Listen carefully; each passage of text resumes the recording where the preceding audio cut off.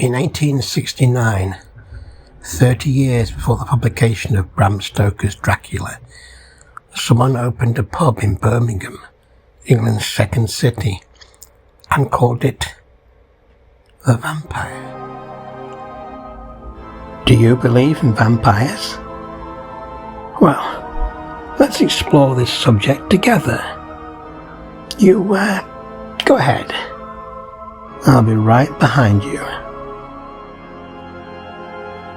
If you read any amount of serious vampire literature, you will come across this statement taken either unwittingly or deliberately out of context. Because Jean-Jacques Rousseau did not believe in vampires, he's not telling us that they actually existed. What really troubled him was the sheer number of supposedly responsible people, civic leaders, rulers, experts, soldiers, all of whom went on record to discuss cases of vampirism.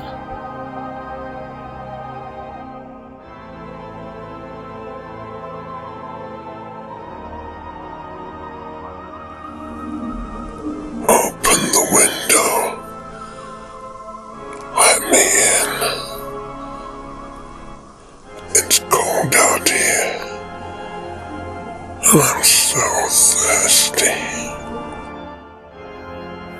Okay, maybe we should keep that window closed for a while. No wonder you've only got a few subscribers. Bah. The vampire has appeared in the belief systems, folklore and history of just about every human society since time immemorial. And believe it or not, even the Eskimo, the Inuit, have vampire stories to tell. In our era, if we think about vampires at all, we tend to see them as rather well-dressed Eastern European noblemen. And this is due to the all-pervasive influence of Bram Stoker's Dracula and the many, many movie adaptations of his novel which followed. Stoker artfully created Dracula out of a mixture of fearsome supernatural creatures, giving him abilities borrowed from werewolves, witches and various satanic agents. Dracula is, in my opinion, Stoker's one good, even great novel, and it remains fresh in our imaginations because he presented the Count and his species almost as a study in the natural history of vampires. By the time you finish reading Dracula, you understand how the predator functions, its strengths and its weaknesses, even its place in the food chain. However, like France, Germany and other European countries, Britain and Ireland did already have a body of beliefs, superstitions and folk tales about vampires, which Stoker undoubtedly studied and drew upon. In the period which spanned the 11th and 12th centuries, Walter Map and his near contemporary William of Newbury wrote about revenants, deceased individuals who refused to remain quietly in their graves. Undead troublemakers who went about frightening people to death or spreading sickness amongst humans and animals alike due to the toxic effects of their unnatural, continued existence. Hey, you. Yes, you. Come to me. Come.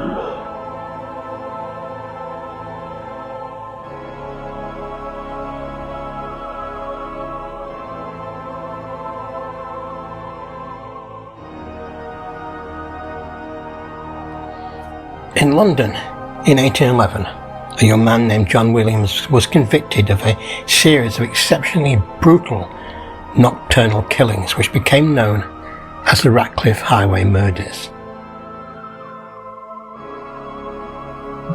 Though Williams committed suicide shortly before his trial, the proceedings went on without him, and he was duly convicted in his absence, literally a post-mortem conviction. To this day, experts still debate the legitimacy of Williams' conviction. Since his suicide had denied very angry local people the closure of watching him hang in public, a procession was hurriedly arranged instead. His body, escorted by mounted soldiers, was placed on an open wagon, surrounded with the weapons he allegedly used to commit his crimes, and conveyed along a route which passed the homes of the murder victims. John Williams was buried with the kind of precautions normally associated with a suspected vampire, at a crossroads, in a shallow grave, face down, with a large wooden stake driven through his body.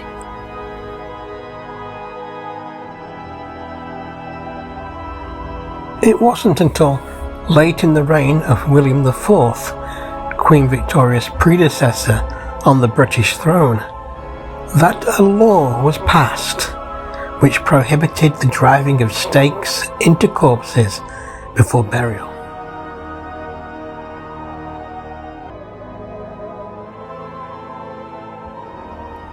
Over the centuries, vampires were used to explain famines, epidemics, sudden deaths, even cattle blight. But when did we stop believing in vampires? Or did we ever stop? This is Highgate Cemetery in London. In the 1970s, reports in newspapers and on television suggested that there was a vampire lurking within the grounds of the cemetery.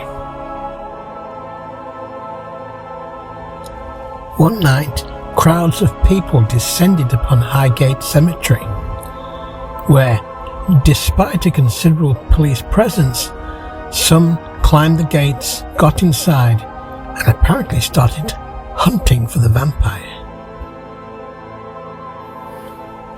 The Highgate vampire is a thought-provoking example of modern myth-making. It was born more from a hunger for publicity than from any thirst for blood.